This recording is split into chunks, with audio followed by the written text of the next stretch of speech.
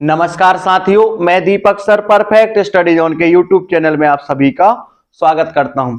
आज हम पढ़ेंगे प्रश्नावली 8.2 का प्रश्न क्रमांक पहले का तीसरा। यहां पर cos 45 अंश और यहां पर sec 30 अंश प्लस cosec 30 अंश। तो यहां पर हम क्या करेंगे, cos 45 का मान, sec 30 अंश का मान और यहां पर cosec 30 अंश के मान को हम यहां पर लिख देते हैं।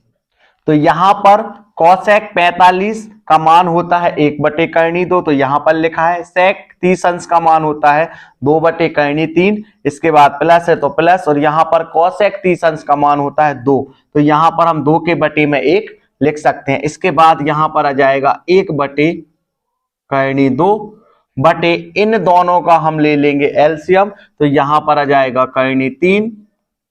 इसके बाद 2 का गुणा हो जाएगा 1 में, तो यहां पर आ जाएगा 2, बीच में प्लस है तो प्लस, और इन दोनों का आपस में गुणा होगा तो ये हो जाएगा 2 इसके बाद हम इसको आगे हल करते हैं, तो यहां पर आ जाएगा 1/2। यहां पर भाग का निशान है तो यहां पर हम भाग का निशान लगाएंगे। इसके बाद यहां पर 2 + 2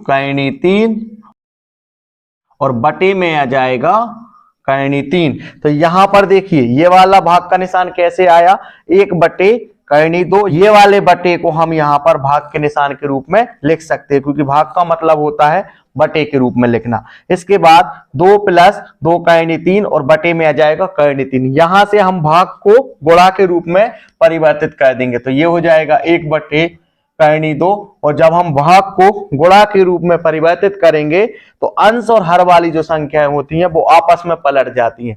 2 + 2 बटे 3 जो होगा वो पलट जाएगा 3 बटे 2 + 2 तो यहां पर आ जाएगा 3 बटे 2 + 2 तो यहां पर 3 का गुणा हो जाएगा 1 में, तो यहां पर आ जाएगा 3। इसके बाद यहां पर इन दोनों को हम गुणा के रूप में लिखेंगे, तो ये आ जाएगा 2 और इसको लिखेंगे हम 2 + 2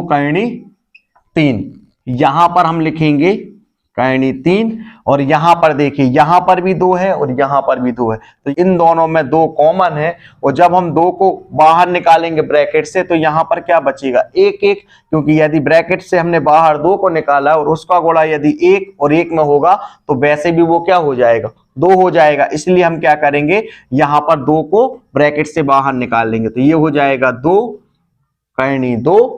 और यहां पर क्या बचेगा 1 + 1 तो यहां पर हम 1 के स्थान पर क्या लिखेंगे 3। यहां पर आ जाएगा 3 बटे 2 का गुणा होगा 1 में, तो यहां पर क्या प्राप्त हो जाएगा 2 प्लस यहां पर 2 का गुणा होगा 3 में, और 2 का गुणा हो जाएगा यहां पर कुछ नहीं तो 1, यानी ये हो जाएगा 2 × 2, और यहां पर 2 का गुणा होगा 3 में, तो यहां पर आ जाएगा और ये भी के अंदर है और ये भी के अंदर है, इसलिए इन दोनों में गुणा हो जाएगा, तो 2 × हो जाएगा 6।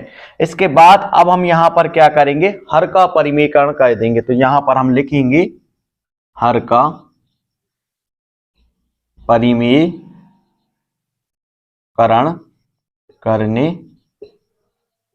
पर, तो देखिए यहां पर ये है अंश और ये है हर, तो यहां पर हम हर का परिमेयकरण करेंगे तो इस तरीके से यहां पर हम इसको लिखेंगे। सबसे पहले हम इसको वैसे का वैसा ही लिखेंगे, तो यहां पर हर के परिमेयकरण में क्या होता है, यहां पर हम लगाएंगे गुणा का निशान, और यहां पर क्या हो जाएगा 2 × 2 - 2 × 6, यहां पर प्लस का जो निशान है वो बदल जाएगा माइनस में, क्योंकि यहां पर हर का परिमेयकरण हो गया है। तो यहां पर 2 × 2 - 2 × 6, यहां पर हम इसको अंश में भी लिखेंगे और हर में ही लिखेंगे, और यही होता है हर का परिमेयकरण। तो यहां पर आ जाएगा 2 × 2 - 2 × 6 बटे 2 × 2 - 2 करनी 6। तो यहां पर देखिए अब बीच में गुणा का निशान है तो करनी 3 का गुणा यहां पर भी हो जाएगा और यहां पर भी हो जाएगा। तो देखिए 2 एक पूर्ण संख्या है और यहां पर 1 ये पूर्ण संख्या है तो इनका हो जाएगा आपस में गुणा। तो ये हो जाएगा 2 एकम 2, लेकिन करनी 3 और यहां पर करनी 2 ये जो है वो करनी वाली संख्या है तो इनका भी हो जाएगा आपस में गुणा। तो ये करनी के अंदर है और यहां पर ये भी करनी के अंदर है, इसलिए इनका आपस में गुणा हो जाएगा। तो ये हो जाएगा 3 दूनी 6। इसके बाद प्लस और माइनस, तो प्लस माइनस का हो जाएगा माइनस, यहां पर 2 यहां पर 1 तो ये हो जाएगा 2 एकम 2। इसके बाद ये भी करनी के अंदर है और ये भी करनी के अंदर है, इसलिए इनका भी हो जाएगा आपस में गुणा। तो ये हो जाएगा 3 18। इसके बाद ये वाली संख्याएं और ये वाली संख्याएं जो है वो आपस में बराबर है और इनके बीच में यहां पर निशान है प्लस का और यहां पर निशान है माइनस का। तो यहां पर इन दोनों का यदि आपस में गुणा होगा तो ये इस तरीके से हो जाएगा 2 करनी 2 का वर्ग। इस वाली संख्या का गुणा होगा इस वाली संख्या में, तो इस तरीके से हम इसको लिख सकते हैं 2 करनी 2 का वर्ग। तो यहां पर देखिए 2 करनी 2 का वर्ग यानी 2 का गुणा होगा 2 में तो ये हो जाएगा 2 दूनी 4 और यहां पर क्या है करनी 2 का वर्ग तो ये हो जाएगा करनी 2 का वर्ग। तो वर्ग से करनी हो जाएगी कैंसिल, तो यहां पर क्या आ जाएगा 2। तो यहां पर 2 करनी 2 का होल स्क्वायर के स्थान पर हम क्या लिख सकते हैं 4 गुणित 2। किस तरीके से 2 का गुणा होगा 2 में, क्योंकि यहां पर 2 पर भी वर्ग है और करनी 2 पर भी वर्ग है तो 2 का वर्ग हो जाएगा 4 और करनी 2 का वर्ग यानी वर्ग से करनी जो हो जाएगी वो हो जाएगी कैंसिल। तो यहां पर क्या प्राप्त हो जाएगा 2 और इनका आपस में गुणा होगा तो क्या प्राप्त हो जाएगा 8। इसी तरीके से यहां पर प्लस माइनस का हो जाएगा माइनस, तो यहां पर माइनस आ जाएगा और ये हो जाएगा 2 करनी 6 का होल स्क्वायर। तो ये वाला जो स्क्वायर है वो 2 पर भी रहेगा और यहां पर करनी 6 पर भी रहेगा। तो 2 का वर्ग हो जाएगा 4, इसके बाद बीच में इंटू और करनी 6 का वर्ग है तो वर्ग से करनी हो जाती है कैंसिल। तो यहां पर क्या प्राप्त हो जाएगा यहां पर प्राप्त हो जाएगा 6 चौके 24। तो यहां पर 8 और यहां पर माइनस और ये 24। तो यहां पर किस तरीके से यहां पर 8 माइनस 24 आ गया आपको पता चल गया होगा। तो यहां पर इन दोनों में बड़ी संख्या जो है वो है 24 और उसके साथ है माइनस का निशान, तो यहां पर आ जाएगा माइनस और प्लस का होता है माइनस। जब 24 में से 8 को घटाएंगे तो यहां पर आ जाएगा -16। तो यहां पर मैंने आपको रफ में पूरी तरह से समझा दिया है कि किस तरीके से यहां पर -16 आया, आपको समझ में आ गया होगा। अब इसके बाद हम इसको यहां पर लिख देते हैं। तो यहां पर इन दोनों में कॉमन है 2 तो यहां से हम 2 को ले लेंगे कॉमन।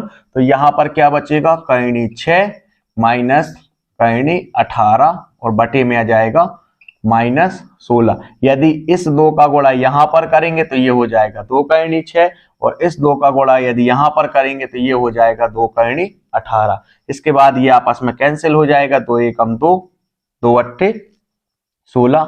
तो यहां पर आ जाएगा करनी 6 माइनस करनी 18 बटे में आ जाएगा -8। इसके बाद देखिए यहां पर हम इसको किस तरीके से हल करेंगे।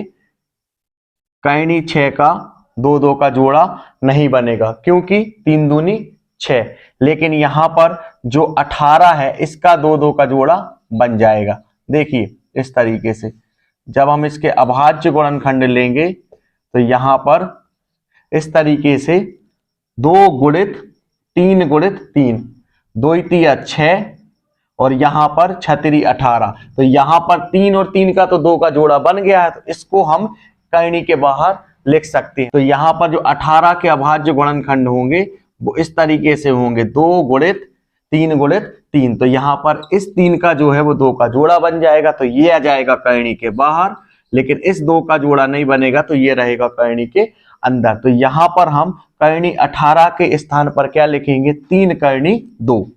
यहां पर हमने लिखा करनी 18 के स्थान पर 3 करनी 2 बटे 8। इसके बाद हर वाली संख्या ऋणात्मक नहीं होती तो ये माइनस का निशान चला जाएगा ऊपर, तो यहां पर आ जाएगा माइनस करनी 6 और यहां पर माइनस 3 करनी 2 और बटे में आ जाएगा 8। इस माइनस का गुणा यहां पर हो जाएगा तो ये हो जाएगा माइनस करनी 6, माइनस और माइनस का हो जाएगा प्लस 3 करनी 2 बटे 8। यहां पर हम इसको इस तरीके से भी लिख सकते हैं 3 करनी 2 और यहां पर माइनस 6 और बटे में 8। तो इस तरीके से ये वाला सवाल जो है वो हल हो चुका है। आपको क्या करना है, वीडियो को रोक करके अच्छी तरह से नोट्स कंप्लीट करते जाइए। यदि वीडियो पसंद आया हो तो वीडियो को लाइक, चैनल को सब्सक्राइब और शेयर करना ना भूलें।